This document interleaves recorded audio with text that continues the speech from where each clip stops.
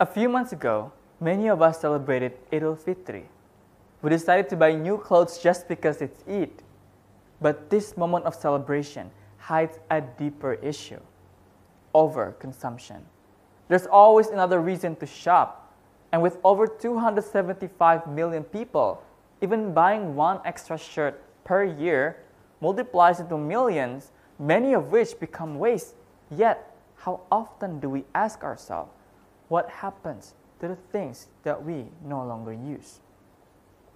Ladies and gentlemen, one of the biggest challenges in the 21st century isn't just about what we consume, but how we consume. Sustainable Development Goal 12 calls for responsible consumption and production. This goal, like the rest of SDGs, was planned to be achieved in 2030. That's like 5 more years to go. However, according to the Global Green Growth Institute, in Indonesia itself, textile waste could reach 2.3 million tons every year, and in Lampung Province, according to the Department of Environment of Lampung Province, as of 2022, there are more than 50,000 textile wastes which were produced based on the demand of the people, and most of it non-biodegradable. So, I would like to persuade you on this solution. Ladies and gentlemen, there are 3 actors responsible for this: us, the brand, and the government. Let's start with what we can do. So, ladies and gentlemen, when we're talking about our role as the customer, I would like to invite all of us to do a little experiment I call wait. Let's break it down. First, the letter W. It stands for walk away. When we're tempted by a cool outfit, whether at the mall or on Shopee, just walk away first. Then, the second step is the letter A, stands for ask ourselves, do I really need this? If we're not sure, we can move on to the third step, the letter I, stands for I need to sleep on it. Just give it a day or 3, and if we realize that we don't want it, we can move on to the next step, which is the letter T, stands for track it.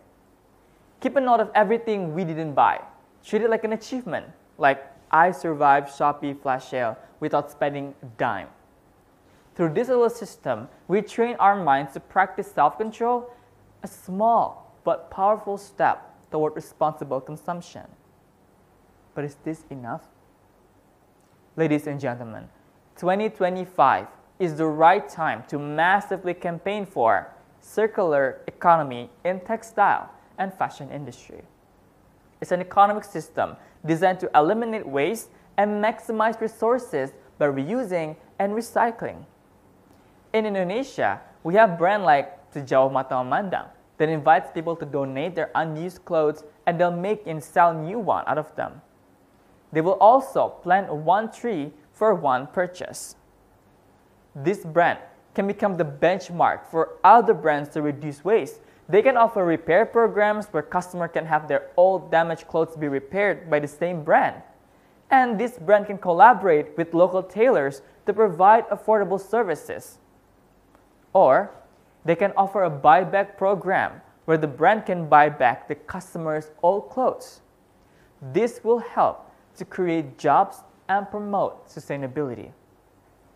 Now, for the government, I believe that they have issued regulation number 75 of 2019 that requires producers to submit a weight reduction roadmap detailing their plans to achieve a reduction of waste.